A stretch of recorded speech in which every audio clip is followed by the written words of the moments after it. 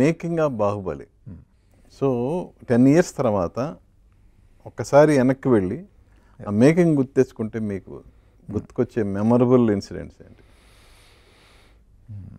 చాలా ఉండేది. Whole film it self is very exciting అండి. అంటే రైట్ డే 1 దగ్గర నుండి అండి, డే 1 మేము కర్నూల్లో షూట్ చేసాము. అవును. సో కర్నూల్లో షూట్ చేసినప్పుడు లైక్ అదే మన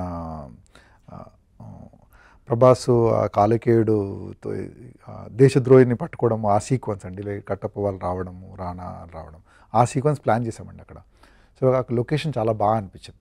సో అక్కడ వెళ్ళి షూట్ చేయడం ప్లాన్ చేస్తే లైక్ ఒక షార్ట్ ఒక రోజు చాలా కష్టపడి అటు ఇటు ఏదో షూట్ చేసాం. జనాలు వచ్చేసి వాళ్ళు పిచ్చి పిచ్చిగా. సో లైక్ అన్బిలీవబుల్, అంటే ఒక షూటింగ్కి అంతమంది జనాలు వచ్చి చూస్తారా అన్నది that was like shocking. So మీరు చూసుంటారు యాక్చువల్లీ, అంటే ప్రభాస్ వేవింగ్ షార్ట్స్ అన్ని తీసాము అక్కడ. సో ఇట్ వాజ్ లైక్ అంటే థౌజండ్స్ ఆఫ్ పీపుల్, అంటే వేల మంది వచ్చారు అసలు. అంటే it was impossible to shoot there అండి. సో దట్ వాజ్ ఫస్ట్ అంటే షూట్ స్టే కానీ అలాంటి ఒక షాకింగ్ దాంతో షూట్ చేసాం. Then we couldn't shoot it, complete చేయలేకపోయాం.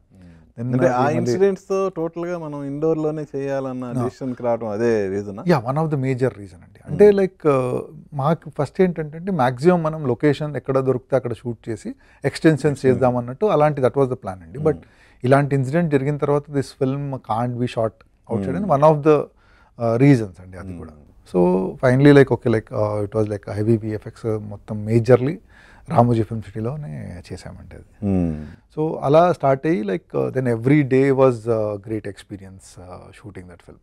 అంటే మాకు హాలిడేస్ కూడా వచ్చాయి కాదండి. అంటే మన రాజమౌళి గారు కూడా చెప్పారు, హోలీ కూడా మేము అక్కడే అంటే సెట్స్లోనే ఆడుకున్నాం.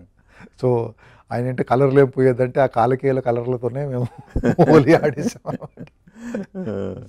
So it was like, so it was 5 years of excitement filled journey అండి. అంటే ఎక్కడ కూడా అరే ఈ సినిమా అయిపోదా అన్నట్టు అలాంటి ప్రాబ్లం ఎప్పుడు లేదు. ఎందుకంటే every time every scene something new was happening అండి. ఇదో కొత్త contribution and every one wear very excited because అంటే అందరికీ ఏదో గొప్ప సినిమా చేస్తున్నాము, అంటే మన కెరియర్ డిఫైనింగ్ సినిమా అన్నట్టు ఒక ఫీలింగ్ ఉండేదండి చేసేటప్పుడే. సో లైక్ సో దానికి ఏంటంటే every one contributed 100% to the film. So అలా లైక్ సో అలా ఎక్సైట్మెంట్తో స్టార్ట్ అయ్యి till the release and release తర్వాత till now after like so many years almost. అంటే మేము 2013లో 12 or 13లో షూటింగ్ స్టార్ట్ చేసాం. So from there till now it's Baahubali is always a great memory అండి.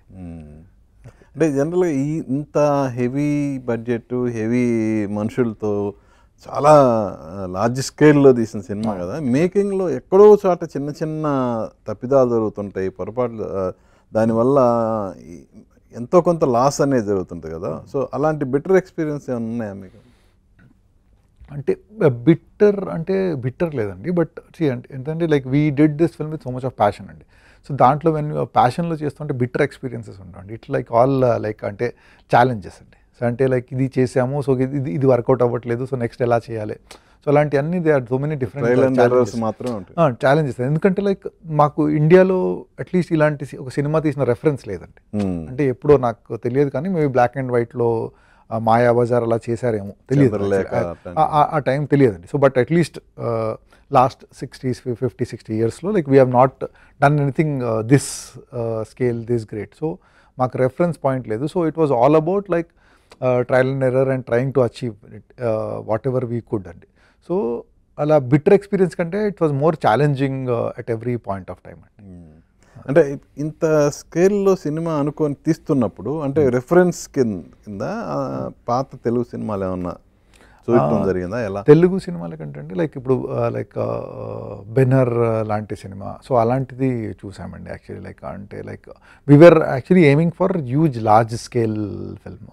సో ఆ లార్జ్ స్కేల్ ఫిల్మ్కి లైక్ మాకు references was something like Ben Hur లాంటిది, లేకుంటే క్లియోపాత్ర లాంటిది. సో అలాంటి సినిమాస్ లైక్ వాజ్ అంటే దాన్ని చూసి ఏం చేయలేదండి, బట్ ఓకే లైక్ అంటే ఆ స్కేల్లో ఉండాలని అట్లీస్ట్ నేను చూసేటప్పుడు అరే ఈ ఫీల్ రావాలి మనకి.